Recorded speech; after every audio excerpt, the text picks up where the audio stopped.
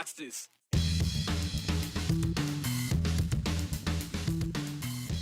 It's been the battle cry for fiscal conservatives for a while now. Get rid of the tax on groceries. This year, that request might actually be considered, just maybe not whole hog. But hey, if it means bacon might be more affordable. Up to now, only a handful of school districts have removed cell phones from the classroom. Well, in true legislative fashion, that local decision could be taken away by Idaho lawmakers. I mean, I'm not necessarily a mask, expert on this kind of stuff. But not being an expert has not stopped any lawmaker from trying to smother any sort of mask mandate in Idaho. That's 9 tries in 4 years if you're counting, and they're trying to pick the scab off those old wounds again.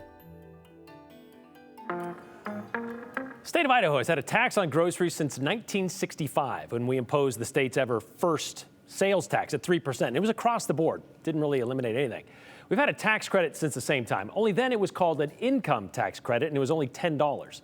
The specific grocery tax credit, that wasn't a thing until 1993. It has increased over the years, but it also kind of made people realize, why are we paying taxes on groceries anyway? Back in 2008, there was an attempt to repeal it, but Idaho remains one of 11 states who still put a tax on store-bought food. And every year since that year, there's been a push to get rid of it. After all, tax relief came in third in this year's Boise State Public Policy Survey as what should be a top priority for lawmakers this session. Well, one lawmaker is making a play for easing that grocery tax burden, but as Joe Paris found out, it wouldn't get rid of it altogether. Good morning, everybody. Monday morning gavel kicked off week 4 at the Idaho legislature. On tap for the Rev and Tax Committee, an Idaho favorite. Thank you, Chairman. Named Jason Monks, representative for District 22. The House Majority Leader with a goal. We're here to cut taxes. To cut, this time it's going to take an addition. We're increasing the tax credit for groceries. We're also allowing you to claim all of your grocery taxes that you pay if you choose to do it that way, kind of like itemizing. Under current law, Idahoans get a $120 credit per person to offset sales tax paid on groceries. This proposal would boost the amount up to $155 per person, aka the taxpayer, their spouse, and their dependents. The legislation also introduces a new concept. Idahoans could choose to claim their actual sales tax paid on grocery purchases up to $250 per person. They need to keep and submit copies of their grocery receipts with their tax return. Kind of like itemizing. If they want to itemize their taxes on the credit side for groceries, they're allowed to do so, and they'll get every penny of it back. I know. The question you may ask, why not just repeal the tax on groceries in Idaho, once and for all? Representative Monks explains that leaves money on the table for Idaho. I think when we repeal it completely, we forego as a state all the money that comes in from out-of-state folks. If we get rid of that, we're going to collect it from somebody else, and that somebody else is Idahoans. So I don't know why I would want to forego the money coming in from out of state just so I can tax Idahoans more. That doesn't make sense to me. I think this strikes a good balance. The endorsement of the idea centers on Idaho tourism, a major part of the state's economy. The logic being that people from out of town would benefit from no tax on groceries while not paying Idaho taxes. This proposal rewards Idaho taxpayers at the end of the year. Critics argue that idea is flawed. The Idaho Democratic Caucus writes to me, quote, Idahoans deserve a meaningful break on their grocery bills, yet Republicans are extending a pittance to working families in the form of a $35 increase in the tax credit for groceries. Meanwhile, they have proposed a $250 million income tax cut that will overwhelmingly benefit the richest individuals and corporations while leaving the state unable to adequately fund necessary services. Majority Leader Monks believes that his idea accomplishes relief. Numbers project it to the tune of about $50 million in annual tax relief. They can buy their groceries knowing that their tax is paid for, and yet we're going to still be able to collect that tax from out of state. So another part of this conversation background for years has been, what should the grocery tax include? What should be part of the grocery tax? And although that is basically settled by things like SNAP benefits and federal guidelines, Brian, there's always been questions about, well, if we were to repeal the entire grocery tax, then we'd really have to start drawing lines on, like, what's a grocery? What's just a food item from the store? What about sugary cereal? So that's kind of the slope that goes down. We even heard Governor Little talk about it with reporters at the beginning of the session. Again, though, if you heard from the majority leader, he is really interested in just making sure that Idahoans get something back. but expecting people to itemize their grocery bill. If you want the higher $250 amount, if you're keeping track of all your receipts like that, yeah, knock yourself out. All right. Got to put forth the effort, I guess. All right, thanks, Joe. See how that works and if it goes forward. Well, it hasn't been something Idaho has had as long as the grocery tax, but there is an attempt to scrap it nonetheless. On the second day of the legislative session, about 10 days ago, Representative Heather Scott proposed a joint memorial to reject the 2015 Supreme Court decision that legalized same-sex marriage. She says it undermines states' authorities to make their own decisions over how a marriage should be defined. Idaho law already defines it as being between a man and a woman. Last week, the joint memorial passed through the House State Affairs Committee after dozens of people walked out in protest. Today, it was heard in the House, and Hunter Funk listened in. What this resolution does is it rejects the Obergefell decision, and then we're asking them to restore state authority. This is a state's right. House Joint Memorial 1 is turning up the volume in Boise. Idaho legislators want to be heard by the U.S. Supreme Court. Now, they can ignore this. They can ignore it, but they can also take note that we understand there has been an overreach in the decision-making for something they don't have the authority to do. On Sunday, dozens of LGBTQ+ rights advocates wanted their voices heard by lawmakers at the foot of the Capitol steps. To let the people on the fourth floor of this building know that we're not going anywhere. Our marriages don't affect anyone else, and we just want to make sure that our voices are heard and amplified. Cole Lancaster says he's wary of putting his marriage rights in the hands of state legislators if the Supreme Court were to take the petition seriously. It's a similar message voiced by House Minority Leader Alana Rubel. One of my sons is gay. He talked to me about this the other week. He was very upset. He's not a very political guy, but he was really concerned about whether he is ever going to be blocked from marrying his long-term boyfriend and being able to live in this state. The debate followed party lines. It's a bold thing to do in this time and culture that we're living in, but it means it's the right thing to do. Whether it's crumpled up and thrown away, whether the wording isn't exact, or whether it's ignored, it is what we need to do as a body and a people.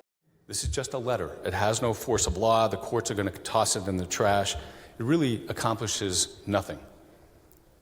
It's a waste of time and money. Though, while Republican Representative Lance Clough believes the U.S. Supreme Court went beyond their powers to make the decisions, he had a hard time making a decision on the petition. This is a troublesome phrase in there that we are rejecting the U.S. Supreme Court, which Idaho has adopted as the supreme law of the land, which says that we should obey their decisions. I really struggle with that, and I just had to make sure I said that before I voted. Thank you. Despite that, he voted for the joint memorial, and now it's heading to the Senate. Yeah, and 46 were for it, 24 against, which means the majority voted in favor, so it heads to the Senate. Again, it may not be impacting laws, but it does make a statement on both sides of the aisle to people in our community. It certainly does, and that was kind of the argument, but also remembering back to history, that was brought up a couple of times. States' rights didn't work out so well when it came to, interracial marriages or school segregation. So right. That's when the federal authorities had to step in and say, hold on a second, that's not how this is done. Right, and that, big debate in this, obviously, as well. Yeah, all right. Thank you very much, Hunter. Well, in 2024, we saw several Idaho school districts adopt cell phone policies banning personal devices in the classroom. And according to the students and staff of the districts we've spoken to, that's been helping lower distractions, increase social interactions, and some even believe it's helped their grades, which is why last October, Governor Brad Little and State Superintendent Debbie Critchfield thought it would be a good idea to offer an incentive of $5,000 to any other school district to follow suit. So far, 93 school districts have signed up for that grant. So the question is, what about the other 99? Aspen Shumpert joins us now to tell us how that decision, though, could be taken out of their hands. Yeah, that's exactly right, Brian. Today in the Senate's Education Committee, the distraction-free learning policy was introduced. Senator Treg Berndt says he was considering a bill like this a year ago. He feels limiting the use of cell phones in schools helps create a distraction-free learning environment, which is why he named the bill just that. He says he's talked to school districts and students who like the bill's concept. The bill does not outline a one-size-fits-all policy that every district has to follow. Senator Berndt says that's intentional. We believe that a school district that already has a cell phone policy in place, like Coast Data School District, is a little bit different than, let's say, Riggins or a Sam in Idaho. Those policies are could be much different. I believe in local control. I come from local government. That's where I got my start in politics. I never liked being told what to do by state legislators, and so we're saying, please have this policy in place. You guys decide what's best for you. Now, the bill says school districts need to have a policy in place by the end of this year, but there's not a penalty if they don't. And Brian, that was actually one of the questions brought up in committee today, specifically by Senator Nichols, who said, well, what's the penalty if they don't? Right. And so I circled back with Senator Berndt and said, are you maybe considering an amendment to this bill to add a policy clause? And he said, no, if it gets passed, it's the law and they have to follow it. So that could be what we're seeing school districts. They have to follow it at the expense of what? Of not? Because they could have a policy in place that says, do what you want. I mean, that's the policy, right? Yeah. Not necessarily banning anything. Yeah. So kind of like the flag bill, there doesn't seem to be a lot of teeth with this one, but just an idea to say, we think you should. Yeah. Which is kind of what the parents and the teacher. Thanks, Aspen. Well, we will know. It's getting a hearing. Okay. So maybe we'll hear more of this discussion when it comes back for a full hearing. All right. And we're going to talk more about local control in just a second. All right. Thank you very much.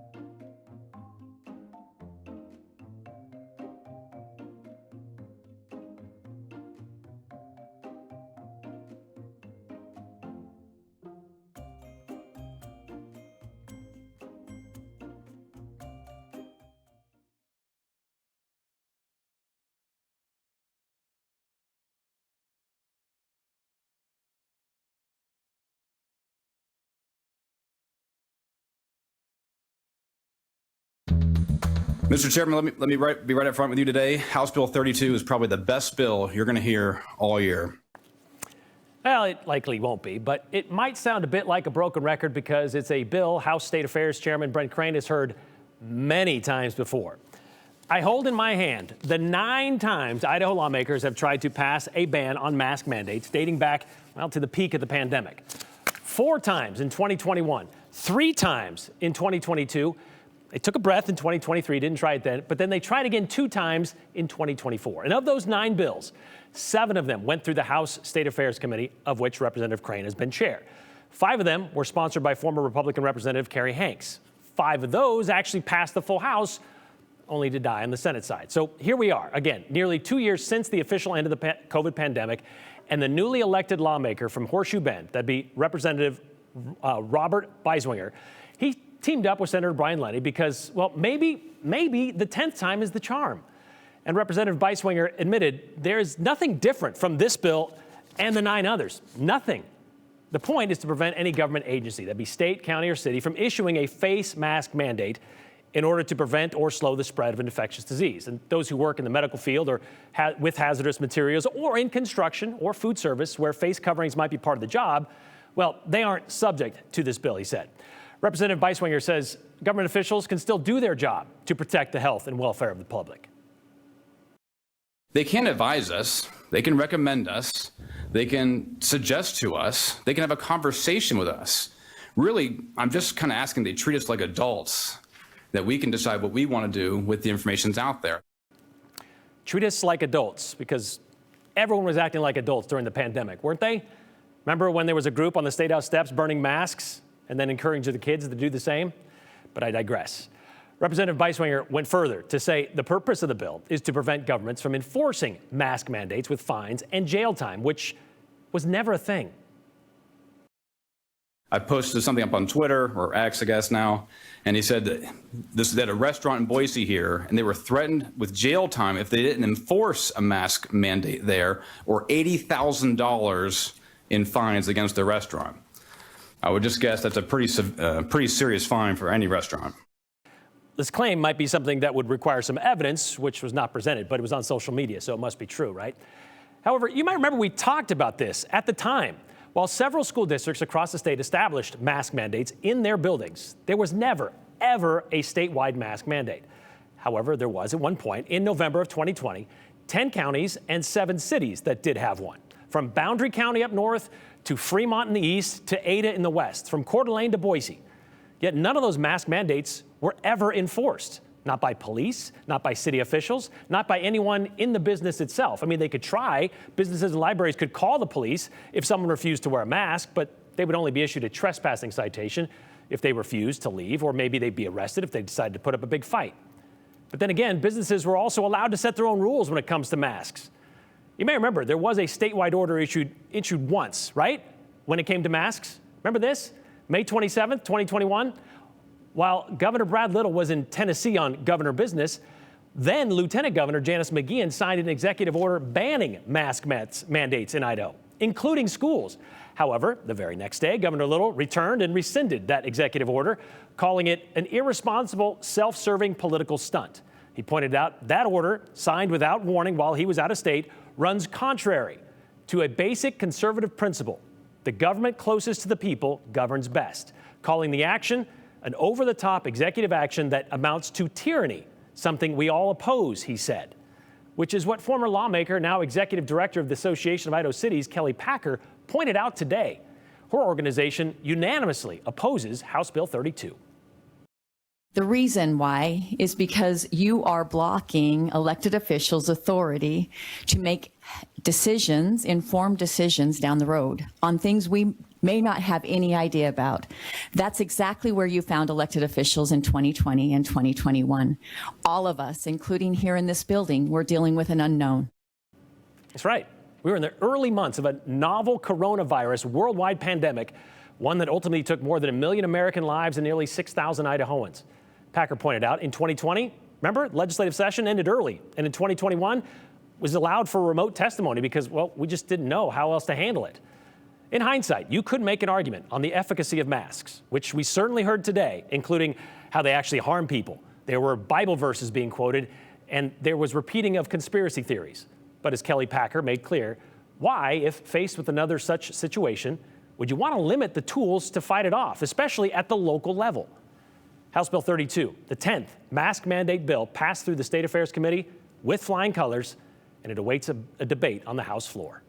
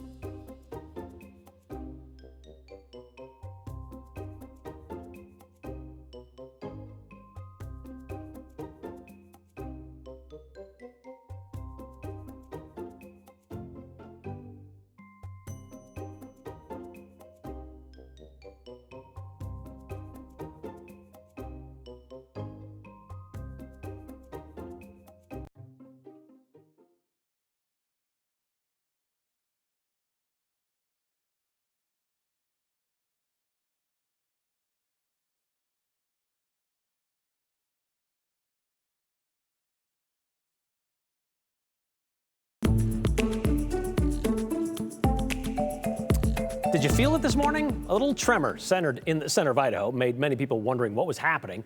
And several school districts across Idaho are certainly feeling the collateral damage of the new Trump administration's immigration policy. Espen Schumpert tells us more in today's 411. A 4.2 magnitude earthquake hit near the tiny mountain town of Clayton just after 9:30 this morning. People on our Idaho Weather Watchers Facebook page reported feeling it in Boise, Caldwell, Chalice, and Riggins. I don't know if it could have gone any better. After 18 days, all of Idaho's 100 firefighters are back home after they were sent to Southern California to help with the wildfires. They focused on structure protection, mopping up hotspots, and escorting families who lost everything back to their homes.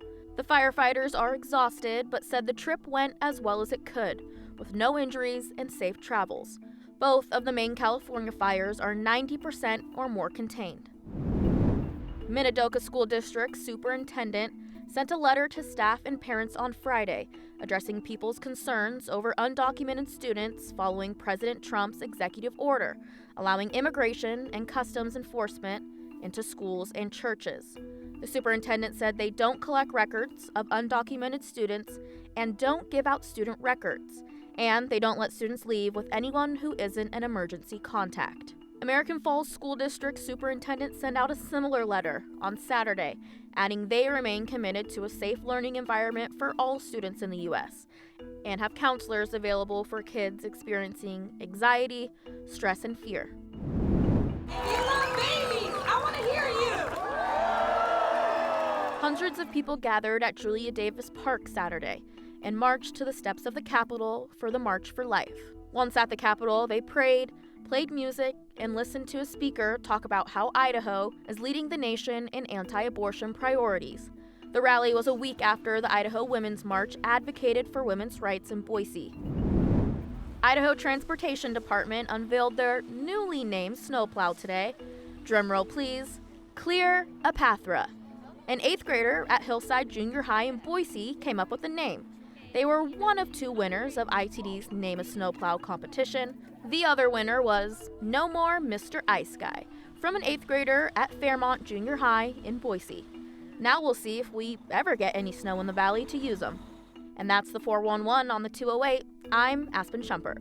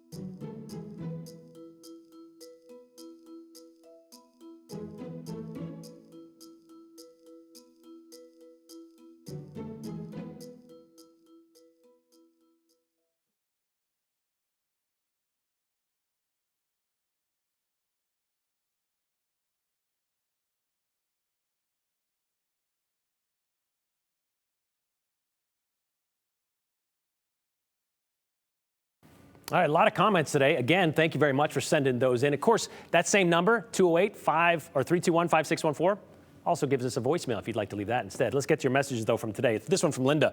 Are the legislators ever going to get around to doing anything that actually helps Idahoans? Affordable housing, lower taxes, funding for public schools.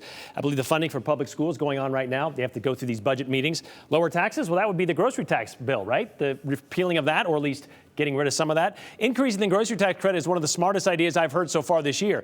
Receiving taxes from our tourists and not having to figure out which items would and would not be taxed. That's a better idea, says Kevin. As Greg and Caldwell said, so let me get this straight. I'll have to save every grocery receipt from January 1st through December 31st and attach them to my state return. However you do your itemized receipts, I guess that is how it works, because it's got to be itemized, right? As a person who receives the minimum amount of food stamps, I do not get the food tax credit. If one receives food stamps, one does not qualify for the tax rebate. That's correct, but you're still paying taxes with those food stamps. Grocery tax bill, even if you itemize, the amount is capped at $250 per person, says Cecil Meridian. If you do the numbers, that represents only $80 a week. Do you know anyone who can get by on that? He kind of gave us the numbers after that as well. But that, again, is to subsidize the tax, not necessarily the food that you buy. Beiswanger is a clear example of why the primary concerns of Idahoans, BSU survey, never get addressed, says Jack in Boise. Why waste more time on a mask mandate? Just like a lot of other stuff. Let's get to the important stuff and get out.